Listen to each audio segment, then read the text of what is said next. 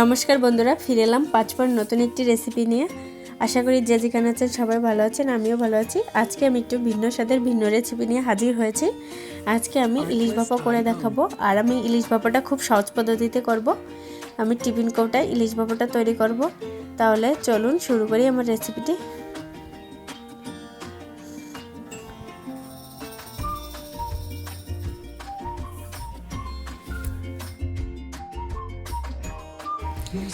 আমি ইলিশ ভাপা করার জন্য একটি গোটা ইলিশ মাছ নিয়ে নিয়েছি। আমি একটু মাঝারি সাইজের ইলিশ মাছ নিয়ে নিয়েছি।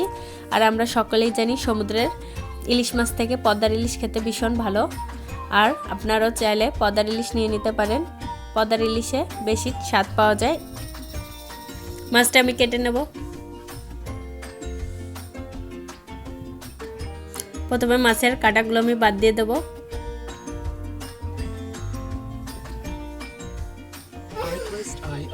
আর ইলিশ মাছ কাটা খুব বেশি কঠিন কাজ না। এখন আমি আঁশটা ছাড়িয়ে নেব। বন্ধুরা, আমি মাছের আঁশটা ছাড়িয়ে নিয়েছি। এখন আমি লেজাটা ফেলে দিয়ে মাছটা প্রথমে ভালো করে ধুয়ে পরিষ্কার করে নেব। ইলিশ মাছটা প্রথমে ধুয়ে নিলে কাটতে সুবিধা হয়। আমি ইলিশ মাছটা ধুয়ে নিয়েছি, এখন পিস পিস করে কেটে নেব।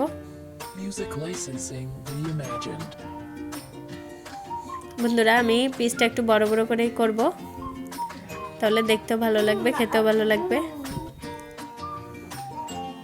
বন্ধুরা, আমার মাছটা কাটা হয়ে গেছে। এখন আমি ধুয়ে ভালো করে পরিষ্কার করে নেব। আমি একটু বড় সাইজ করে নিয়েছি, আপনারা চাইলে একটু ছোট করেও কাটতে পারেন।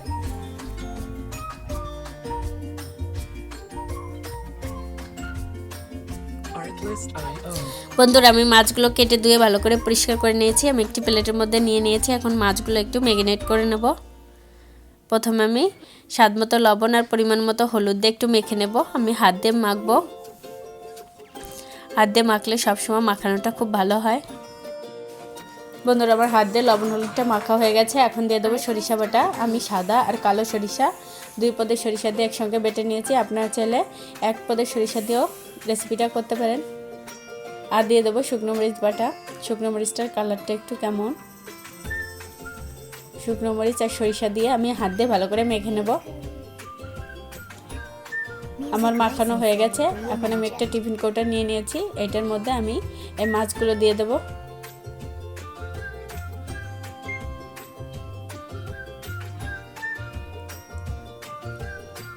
মাছগুলো দিয়ে আমি একটু মশলাটাও দিয়ে দেব। আর এখন দিয়ে দেবো আমি সরিষার তেল।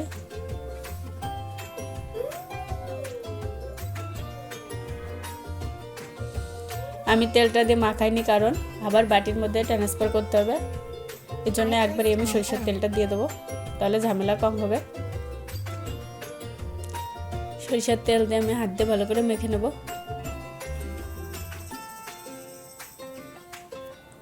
এখন আমি মশলা দেওয়া জলটা দিয়ে দেবো।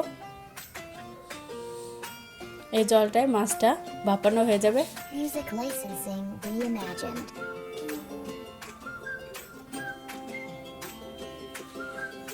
আমি আরেকটু জল দিয়ে দিয়েছি। এখন মাছটা আমি একটু নেড়ে চেড়ে নেবো, আর উপর দিয়ে আরেকটু সরিষার তেল দিয়ে দেবো।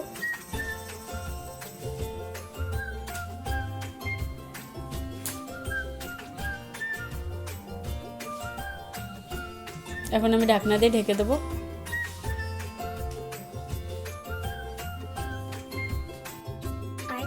আমি চুলার মধ্যে কড়াই বসিয়ে দিয়েছি। এখন আমি জল দিয়ে দেবো।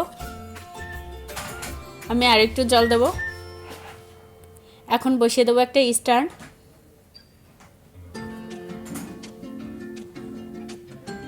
স্ট্যান্ডটা বসিয়ে আমি টিফিন কৌটোটা বসিয়ে দিয়েছি।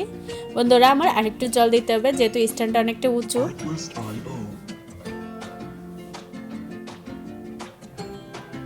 দেখুন বন্ধুরা, আমার জলটা এবার ঠিকঠাক আছে। বাটির অর্ধেকটা আছে, পুরো উপর পর্যন্ত দেওয়া যাবে না, তাহলে জাল দিলে অনেক সময় টিফিন বক্সের মধ্যে জল ঢুকে যাওয়ার সম্ভাবনা থাকে। এজন্য অর্ধেকটাই রাখতে হবে। এখন আমি জাল করে নেব। দেখুন বন্ধুরা, বলক উঠে গেছে, আর আমার টিফিন কৌটার নিচ পর্যন্তই আছে।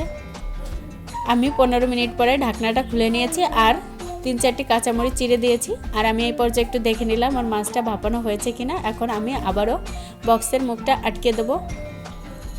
বন্ধুরা, এই কাজটা একটু সাবধানে করতে হবে, তা নাহলে হাতে ভাপ লেগে যাওয়ার সম্ভাবনা থাকে। এভাবে আরও আমি 20 মিনিটের মতো ভাপিয়ে নেব। যাতে করে মাছটা কাঁচা না থাকে। আমি 35 মিনিট পরে টিফিন কৌটাটা নামিয়ে নিয়েছি। এখন ঢাকনাটা খুলে নেব।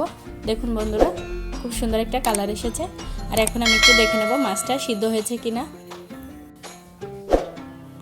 দেখুন বন্ধুরা, মাছটা দেখেই বোঝা যাচ্ছে মাছটা খুব সুন্দর মতো সিদ্ধ হয়েছে। আর আপনারা একবার হলেও বাড়িতে এভাবে ইলিশ মাছ ভাপিয়ে খেয়ে দেখবেন। আশা করি ভালো লাগবে। আর ভালো লাগলে অবশ্যই চ্যানেলটি সাবস্ক্রাইব করবেন, সেই সঙ্গে লাইক কমেন্ট করতে একদমই ভুলবেন না। আজ তবে এখানেই বিদায় নিচ্ছি। দেখা হবে নতুন কোনো রেসিপিতে। ততক্ষণ আপনারা ভালো থাকবেন।